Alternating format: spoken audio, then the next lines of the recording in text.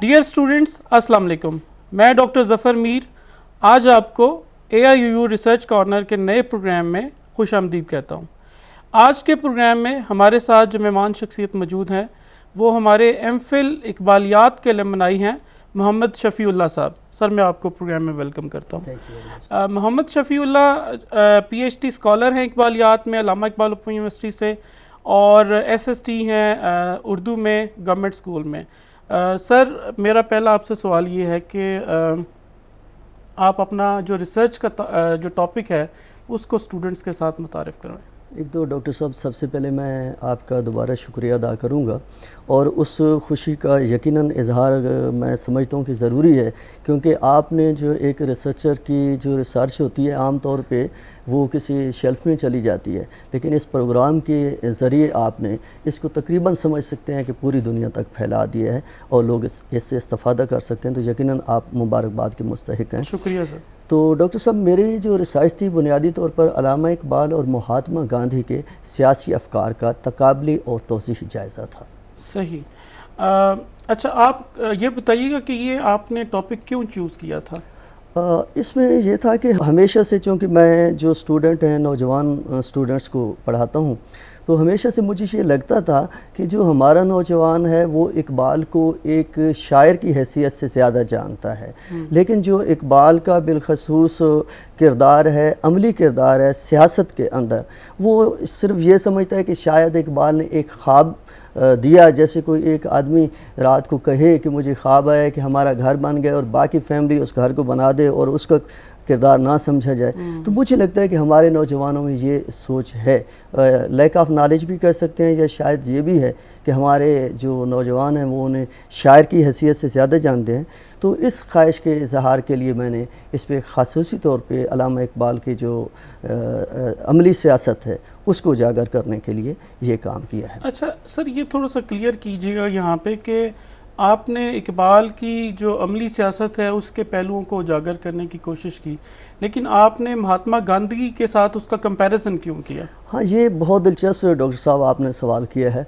इसमें यह है कि महात्मा गांधी जो हैं इंडिया के अंदर उन्हें बाबाए कौम यानी बापू कहा जाता है, तो वो लोग बापू का लफ्ज़ इस्तेमाल करते हैं, बहुत बड़ी शख्सियत उन्हें तस्वुर किया जाता है। तो ये ज़रूरी मैं समझता था कि बुनियादी तौर पर जो महात्मा गांधी हैं वो उनके मज़हब से ज़्यादा वो यानी मुतासिर थे, और हिंदू लोगों के जो हकूक़ हैं, सियासी हकूक़ हैं, उनके तहफ़्फ़ुज़ के लिए उन्होंने एक अहम रोल प्ले किया है। इसी तरह इकबाल का भी जो मेजर वो था वो यही था कि जो हिंदुस्तान के जो मुसलमान हैं उनके सियासी हकूक़ का ज़्यादा से ज़्यादा तहफ़्फ़ुज़ किया जाए। तो दोनों तो ये चाहते थे कि आज़ादी मिले, लेकिन दोनों का मौक़िफ़ ये था कि अपनी कौम की ज़्यादा से ज़्यादा वो हकूक़ को यानी उनके तहफ़्फ़ुज़ के लिए कोशिश करें, जद्दोजहद करें। तो ये कंपैरेटिव स्टडी एक लिहाज से है कि दोनों का जो नुक्ता नज़र है उसमें क्या फ़र्क था, और कहाँ कहाँ मुग़ायरत है और कहाँ कहाँ मुताबिकत है। सही है। तो डॉक्टर साहब, ये भी बताइएगा फिर आपकी तहकीक के जो मेन मकासद क्या थे? पहला तो यही था कि सियासियात बर सग़ीर में जो महात्मा गांधी का किरदार है, जो अल्लामा इकबाल का किरदार है, ख़ास तौर पे जो तहरीक आज़ादी के हवाले से उसको उजागर किया जाए। दूसरा ये था कि इनके दरमियान जो इख्तलाफात थे, या यूँ कहें कि जो इकबाल ने इनके सामने बैरियर रखे थे, क्योंकि वो ये चाहते थे कि मुत्तहिदा हिंदुस्तान बने, और उसमें फिर मुसलमानों के लिए ख़तरा था कि अंग्रेज़ों की उससे वो निकल के एक लिहाज से जो अथॉरिटी है फिर वो हिंदुओं के उस आ जाते। तो फिर इकबाल ने जो बैरियर रखे हैं, जो उनके फ़ैसलों की आप यूँ कहें कि मुखालफत की है, तो उसको उजागर इसमें एक तो मकसद ये था। दूसरा ये है कि दोनों बड़े सियासतदान हैं। ये इन पे अगर मैं कहूँ कि पाकिस्तान में जो हमारे पास डेटा है तो अल्लामा इकबाल पे 500 से ज़ायद MPhil और PhD के सनदी तहकीकी मकाले लिखे गए हैं। इसी तरह अगर मैं इंडिया की बात करूं तो रिसर्च में मैंने देखा कि 400 से ज़ायद इंडिया में, और अगर दुनिया की बात करें तो उसमें यानी वो तादाद 500-600 से ज़ायद हो जाती है। तो इनके सियासी अफकार, समाजी अफकार भी हमारे लिए दोनों मुल्कों के लिए मुफीद साबित हो सकते हैं। तो उसमें भी मैंने نے اپنی اس تحقیق میں اس پہ بھی بات کی ہے کہ ہم کس طرح ان سے استفادہ کر سکتے ہیں۔ اچھا شفیع اللہ صاحب، یہ بتائیے گا کہ آپ کی ریسرچ میتھڈالوجی کیا تھی یا طریقہ تحقیق کیا تھا؟ بنیادی طور پر یہ ایک ہسٹوریکل ریسرچ تھی سر۔ ہسٹوریکل ریسرچ کو جب ہم لٹریچر میں جو استعمال کرتے ہیں تو مختلف جو واقعات ماضی میں ہوئے ہیں ان کو آپس میں جوڑا جاتا ہے، اور پھر جیسے یہ دو رہنما ہیں ان کے نقطہ نظر کو ہم نے جاننے کی کوشش کی ہے کہ جیسے پہلے میں نے عرض کیا ہے کہ اس میں کہاں اختلاف آتا ہے، دونوں کا کیا کنٹریبیوشن تھا، اور اس میں مختلف ڈاکومنٹس کی مدد سے یہ کوشش کی ہے۔ صحیح۔ اچھا ڈاکومنٹس کی آپ نے بات کی، تو ڈیٹا کلیکشن کے لیے آپ نے کون کون سے ٹولز یا سورسز یوز کیے؟ یہ ایک نہایت مشکل کام تھا ڈاکٹر صاحب، کیونکہ اتنی بڑی شخصیات ہیں، ان پر آپ جب کوئی ایک فقرہ بھی لکھتے ہیں تو یہ آسان نہیں ہوتا، اور پھر آپ جب اس کو ہسٹوریکلی چیزوں کو وہ پروو کرنے کی کوشش کرتے ہیں تو اس کے لیے آپ کو بہت زیادہ ڈیٹا چاہیے ہوتا ہے۔ تو اس میں ان کی جو بایوگرافیز ہیں، آٹو بایوگرافیز ہیں، کیونکہ وہ پرائمری سورسز کے طور پر ہم نے استعمال کی۔ پھر وہ جن اخبارات میں لکھتے تھے، جیسے مہاتما گاندھی ہیں تو یہ ینگ انڈیا میں زیادہ لکھتے تھے، پھر ینگ انڈیا کی جو ہمیں کاپیز مل سکتی ہیں ان سے بھی استفادہ کیا ہے۔ اسی طرح جو مختلف قسم کے مثلا کوئی احوال لکھا گیا ہے کسی تقریب کا، تو اس میں مختلف اداروں سے میں نے رابطہ کیا اور وہاں سے یہ ڈیٹا کلیکٹ کیا۔ صحیح۔ اچھا ایک سر یہ تھوڑا سا کلیئر کیجیے گا کہ ہسٹوریکل ریسرچ ڈیزائن کے ساتھ جب ہم ریسرچ کرتے ہیں تو ڈیٹا کے اوپر انٹرنل کریٹیسزم ہوتا ہے اور ایکسٹرنل کریٹیسزم ہوتا ہے۔ انٹرنل کریٹیسزم ڈیٹا کی یا جو ڈاکومنٹس ہیں ان کی ایکوریسی سے ریلیٹڈ ہوتا ہے، اور ایکسٹرنل کریٹیسزم جو ہے وہ ان کی اتھینٹسٹی سے ریلیٹڈ ہوتا ہے۔ تو آپ نے کیسے انشور کیا کہ انٹرنل کریٹیسزم جو ہے وہ بھی کم ہو اور ایکسٹرنل کریٹیسزم بھی کم ہو؟ جی ڈاکٹر صاحب، جیسے میں نے پہلے کہا ہے کہ یہ ایک مشکل پروجیکٹ تھا، اور اس میں ایک تو یہ ہے کہ اس ڈیٹے تک پہنچنا ایک مشکل کام تھا۔ اس کے لیے مجھے مختلف آرکائیوز میں جانا پڑا، لائبریریز میں جانا پڑا۔ اس کے علاوہ جو اقبال کے حوالے سے موسٹ اتھینٹک ادارے ہیں، بالخصوص جیسے اقبال اکادمی ہے، انہوں نے جو اقبال کے حوالے سے جو ڈاکومنٹس شائع کیے ہیں ان سے آپ کو ہیلپ ملی۔ اور اس کے علاوہ ظاہرہ اقبال کے جو اپنے خطوط ہیں، جو ان کی شاعری خود انہوں نے شائع کی تھی، وہ بھی ظاہرہ میرے لیے، اور اس کے علاوہ یہ ہے کہ ان کا جو بیانات ہیں سیاسی، وہاں مختلف قسم میں ان کو کمپائل کیا گیا ہے، تو وہ بھی اس ادارے نے اس میں بڑا اہم کردار ادا کیا ہے۔ اس طرح اگر میں مہاتما گاندھی کی بات کروں تو ایک تو یہ ہے کہ انڈیا نے ایک اس پہ کافی وقت لگایا، تقریباً 34-35 سال انہوں نے ایک پروجیکٹ شروع کیا تھا 1960 کے لگ بھگ۔ تو انہوں نے collected works of Mahatma Gandhi اسے کہا جاتا ہے، یہ تقریباً 98 جلدوں پر محیط ہے۔ تو اس کے یعنی جو ڈیٹا ہے انڈیا میں اس کو موسٹ اتھینٹک ڈیٹا کہا جاتا ہے، وہاں سے بھی میں نے ہیلپ لی۔ ایک گاندھی ہیریٹیج ان کا ادارہ ہے جس میں ان کا مختلف قسم کا ڈیٹا جو مہاتما گاندھی سے ریلیٹڈ ہے، وہاں رابطہ کیا اور انہوں نے میرے ساتھ تعاون کیا۔ اسی طرح گاندھی آشرم ایک ان کا ادارہ ہے، تو مختلف چینل سے میں نے ان سے رابطہ کیا اور انہوں نے مجھے ڈیٹا پرووائڈ کیا، اور پھر اس میں ریسرچ میں میں بہت شکریہ، آپ نے بڑی ڈیٹیل کے ساتھ بتایا ایکسٹرنل کرٹیسزم کے بارے میں اور انٹرنل کرٹیسزم کے بارے میں، اور یہ بڑے اسٹوڈنٹس کے لیے میں یہ بڑا یہاں پہ ریٹریٹ کر دوں کہ جب آپ ایکسپیریمنٹل ڈیزائن کے ساتھ ریسرچ کر رہے ہوتے ہیں تو ڈیٹا کے اوپر کویشچن زیادہ ہوتے ہیں کہ ڈیٹا جو ہے وہ کتنا اتھینٹک ہے اور کتنا ایکوریٹ ہے۔ تو جب بھی آپ ریسرچ کریں ان دو پہلوؤں کے اوپر لازمی آپ نے ڈیٹا کو انشور کرنا ہے کہ وہ انٹرنلی کرٹیسزم اس پہ کم ہو اور ایکسٹرنل کرٹیسزم بھی اس پہ کم ہو۔ اچھا سر یہ بتائیے گا کہ آپ کی ریسرچ کی کیا فائنڈنگز آئی؟ اس میں سر جیسے میں نے پہلے عرض کیا ہے کہ بنیادی طور پر یہ ایک کمپیریٹیو اسٹڈی تھی، اور دو جو اقوام ہیں ہندو اور مسلم، تو اس میں ایک تو یہ تھا کہ دونوں لیڈروں کی جو اپنی اقوام کے لیے جو کوشش تھی اس کو میں نے اجاگر کرنے کی کوشش کی ہے کہ کس کس مقام پہ مہاتما گاندھی نے اپنے جو ہندو قوم ہے اس کے تحفظ کی۔ کو یقینی بنانے کی کوشش کی ہے۔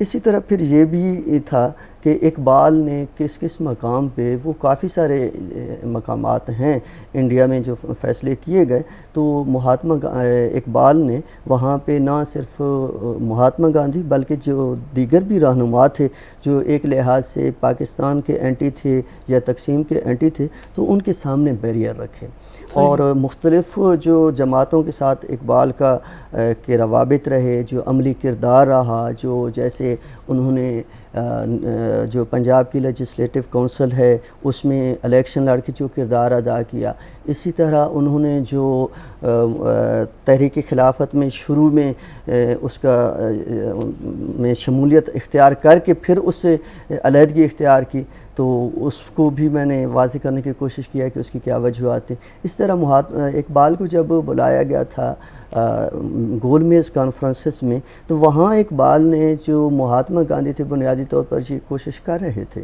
کہ یہ ہم ایک ہی قوم ہیں اور ہمارے جو ذاتی معاملات ہیں ان کو بالکل نہ چھیڑا جائے، جو ہمارے وفاقی آئین کے حوالے سے معاملات ہیں ان کو ڈسکس کیا جائے۔ سوری میں آپ کو انٹرپٹ کروں، ایک مہاتما گاندھی کا ایک نظریہ ہے اہنسا کا، اور اقبال کا نظریہ ہے جو تصور خودی ہے بیسیکلی، تو ان دونوں میں بھی کوئی مماثلت آپ نے دیکھی؟ بہت دلچسپ سوال ہے ڈاکٹر صاحب۔ جیسے ہم پاکستان میں جب اقبال کی بات کرتے ہیں تو لاشعوری طور پر ہمارے ذہن میں ایک لفظ آتا ہے خودی، کیونکہ اقبال کا جو تصور ہے فلاسفیکل، جو ان کی جو فلاسفی ہے وہ خودی پہ ہی ساری بیس کر رہی ہے۔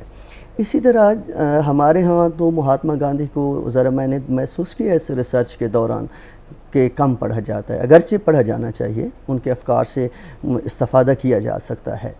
تو وہاں جب مہاتما گاندھی کا ذکر آتا ہے تو لفظ اہنسا ضرور آتا ہے، تو یہ اہنسا جو ہے ان کی پوری جو پولیٹیکل فلاسفی ہے اس کو اس نے یوں سمجھ لیں کہ ایک گھیرے ہوئے ہے، اور اسی طرح باقی جو افکار ہیں ان کا اہنسا سے بڑا گہرا تعلق ہے۔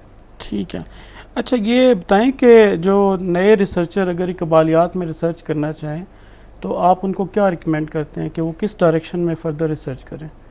اچھا، ایک تو یہ ہے ڈاکٹر صاحب کہ جو اگر اس ٹاپک کے حوالے سے بھی بات کی جائے تو اس پہ بھی مزید کام ہو سکتا ہے۔ ٹھیک ہے، یعنی جیسے میں نے عرض کیا کہ اقبال پہ اگر سینکڑوں مقالے لکھے جا چکے ہیں، اسی طرح مہاتما گاندھی پہ بھی لکھے جا چکے ہیں، تو ابھی بھی اس میں گنجائش بنتی ہے۔ جیسے جو مہاتما گاندھی کا جو تصور تہذیب تھا، اور خاص طور پہ اس وقت جو تہذیب اثر انداز ہو رہی تھی یورپ کی، اقبال نے بھی اس میں جو خطرات لاحق تھے ان کا ذکر کیا ہے، اور مہاتما گاندھی نے بھی۔ اسی طرح عورت کا جو تصور ہے کہ ہماری عورت کا کس طرح وہ مطلب ہے کہ وہ رہنا چاہیے، ہماری اس سے ثقافت سے کس طرح جڑا ہوا رہنا چاہیے، دونوں کے ہاں بہت زیادہ ہمیں مماثلت نظر آتی ہے۔ اسی طرح مزید اگر آپ دیکھیں تو جیسے آپ نے ابھی بات کی اقبال کا جو تصور خودی ہے اور ان کا مہاتما گاندھی کا جو اہنسا کا تصور ہے، اس پہ بھی مزید بات ہو سکتی ہے، سرچ ہو سکتی ہے۔ ٹھیک ہے، بہت شکریہ۔ یہ بتائیں کہ آپ کی تحقیق کی جو فائنڈنگز آئی ہیں، جو رزلٹس آئے ہیں، اس کا سوسائٹی کو کیا فائدہ پہنچے گا؟ اچھا، اس میں یہ تھا کہ ڈاکٹر صاحب ہم جب شروع میں ہی اس پہ کام کرنے لگے تھے تو ہمارے اساتذہ اس وقت ڈاکٹر شیراز علی زیدی صاحب ہمارے ڈپارٹمنٹ میں تھے، اور پھر اس شعبہ کے انچارج جو تھے وہ چیئرمین صاحب جو تھے وہ شاہد اقبال کامران صاحب تھے۔ انہوں نے ہمیشہ ہمیں یہی تلقین کی کہ آپ ایسی ریسرچ کریں جو آپ کے اس سے میلان رکھتی ہو، آپ کی جو طبیعت ہے اس سے گہرا اس کا ربط ہو۔ دوسرا یہ ہے کہ آپ کے اندر جو صلاحیتیں ہیں، آپ یہ ضرور دیکھیں کہ میرے اندر وہ صلاحیتیں ہیں جو ریسرچ کو اس کو کرنے کے لیے کافی ہیں۔ اگر وہ نہیں ہیں، جیسے میں فرض کیا اگر آپ علم عروض نہیں جانتے اور آپ کسی شاعر کی ٹیکنیکل اس پہ بات کرتے ہیں تو پھر آپ ایک اچھی ریسرچ نہیں کر سکیں گے۔ تو اس میں پھر یہ ہے کہ اگر جیسے آپ نے کہا کہ سوسائٹی کے لیے وہ کیا اس کا فائدہ ہے، تو اس سے شروع میں جیسے میں نے کہا کہ بنیادی طور پر یہ جو نوجوانوں سے میں مخاطب ہوتا تھا تو مجھے یہ لگتا تھا کہ یہ اقبال کے جو عملی سیاسی کردار ہے اس سے یہ نابلد ہیں، یا مہاتما گاندھی کے جو سیاسی کردار ہے یا ان کے درمیان جو فرق ہے، امتیاز ہے، تو اس کو یہ سمجھنے سے قاصر ہیں. تو یقیناً میرا جو نوجوان ہے وہ اس کو پڑھے گا، خاص طور پہ جو مختلف مقابلہ جات کی تیاری کرتے ہیں اسٹوڈنٹس، تو ان کے لیے یہ ریسرچ انشاءاللہ جب شائع ہوگی تو نہایت مفید ثابت ہوگی. ٹھیک ہے.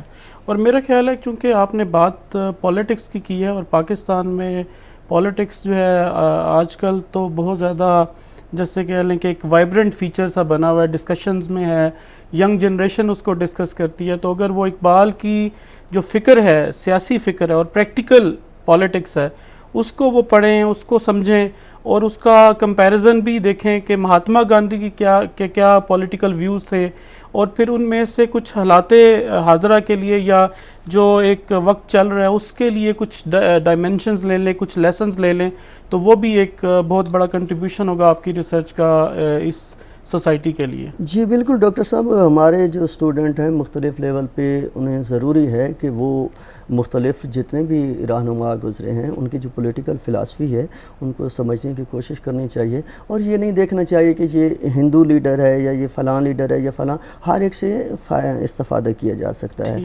اور جیسے ان کا یہ جو فلاسفی ہے، جیسے سماجی تصورات ہیں، معاشی تصورات ہیں، تو اس لحاظ سے بھی فائدہ اٹھایا جا سکتا ہے. یا مہاتما گاندھی کا جو تصور ریاست تھا یا اقبال کا، تو سوسائٹی اس سے اس ریسرچ کی مدد سے بھی استفادہ کر سکتی ہے. ٹھیک ہے، بہت شکریہ محمد شفیع اللہ صاحب، آپ ہمارے پروگرام میں تشریف لائے اور آپ نے ہمارے اسٹوڈنٹس کو اپنی جو تحقیق ہے اس سے متعلق جو ہے نا وہ بڑی اہم معلومات دیں. ڈیئر اسٹوڈنٹس، میں اسی دعا کے ساتھ اس پروگرام کا اختتام کرتا ہوں کہ اللہ تعالیٰ آپ سب کے لیے آسانیاں پیدا کرے اور آپ کو توفیق دے کہ آپ لوگوں کے لیے آسانیاں پیدا کریں. علامہ اقبال اوپن یونیورسٹی زندہ باد، پاکستان پائندہ باد.